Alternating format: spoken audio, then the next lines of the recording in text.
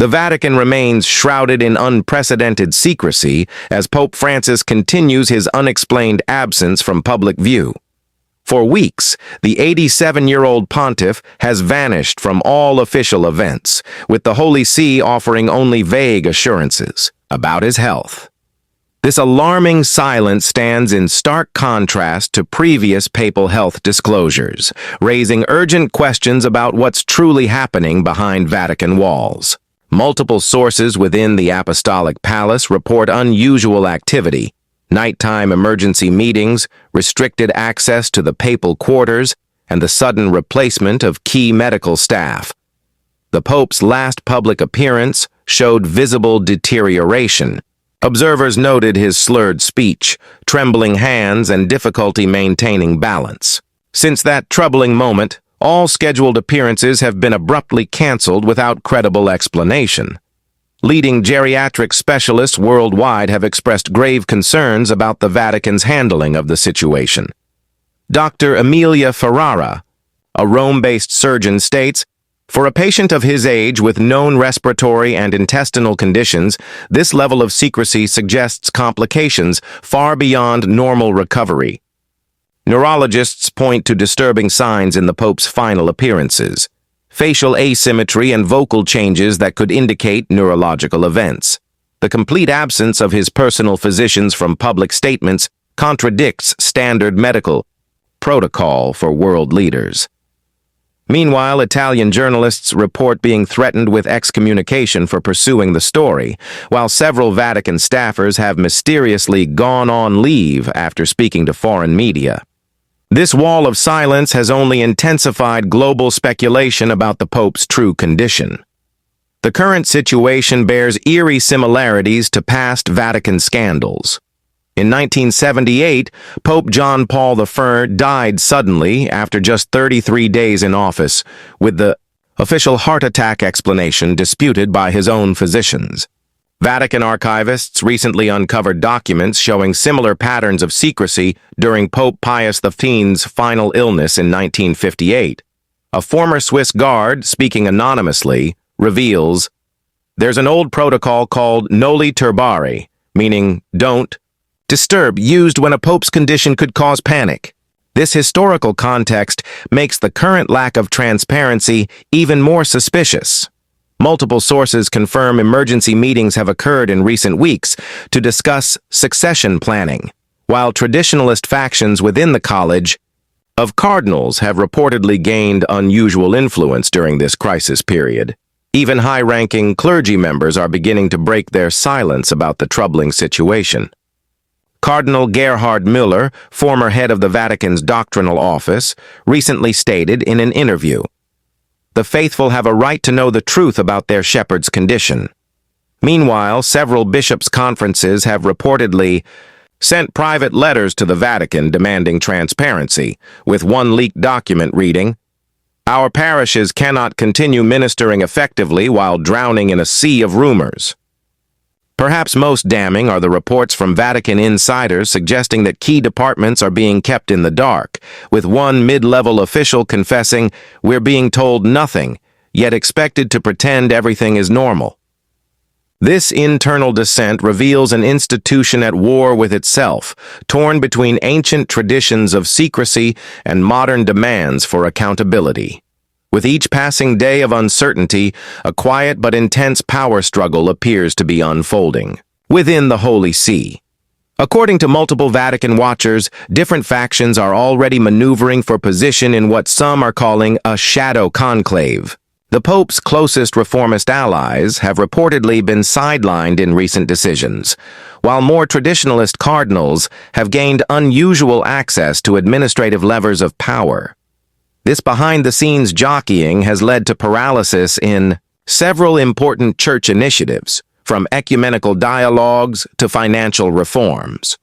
A senior Vatican journalist, speaking on condition of anonymity, warned, "What we're witnessing isn't just about health updates, it's a high-stakes battle for the very soul of the Catholic Church." As the leadership vacuum persists, the risk grows that whoever eventually emerges to fill it will inherit an institution whose credibility may be irreparably damaged by this crisis of transparency.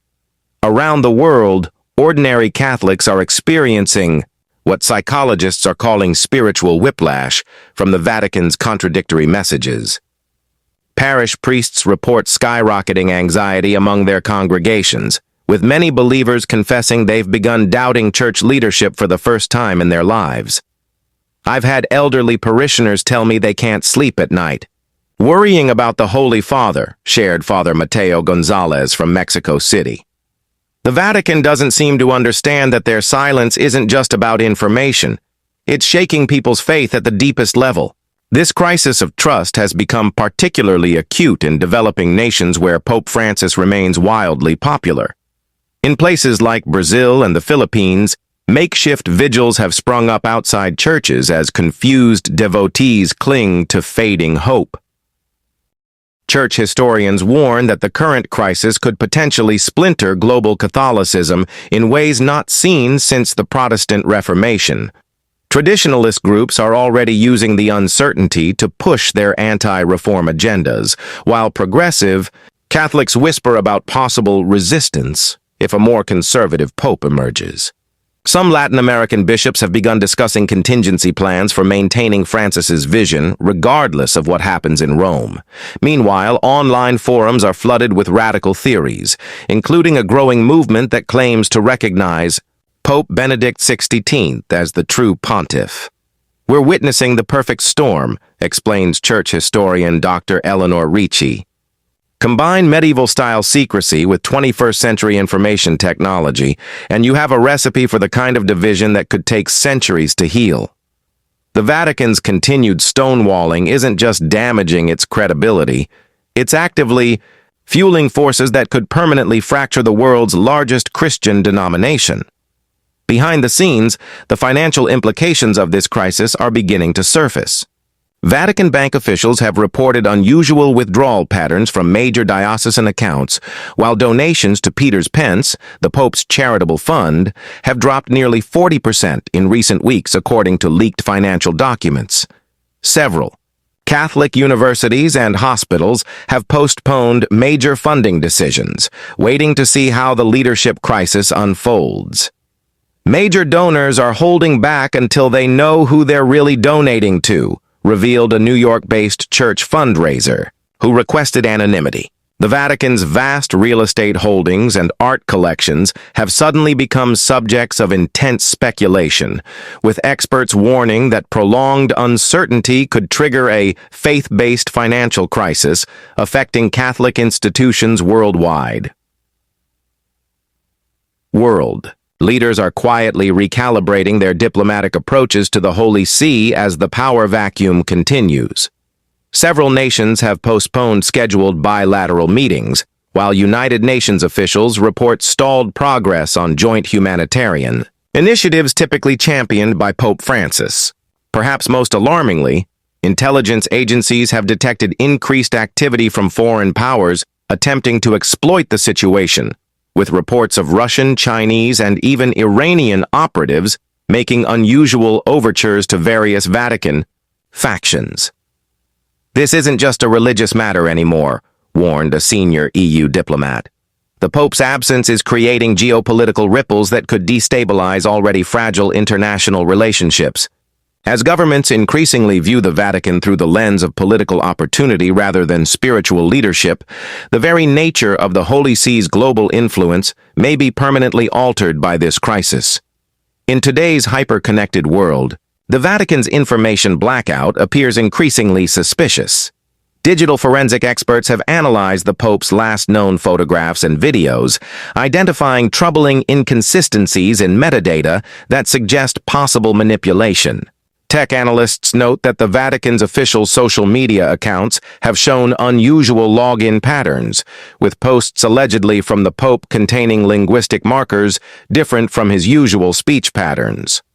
The digital breadcrumbs tell a story the Vatican doesn't want told, claims Marco De Luca, an Italian cybersecurity expert who has been tracking the anomalies. Even more disturbing are reports that several Vatican journalists and bloggers investigating the story have had their devices hacked, with one reporter's smartphone allegedly wiped clean after she received an anonymous tip about the Pope's condition.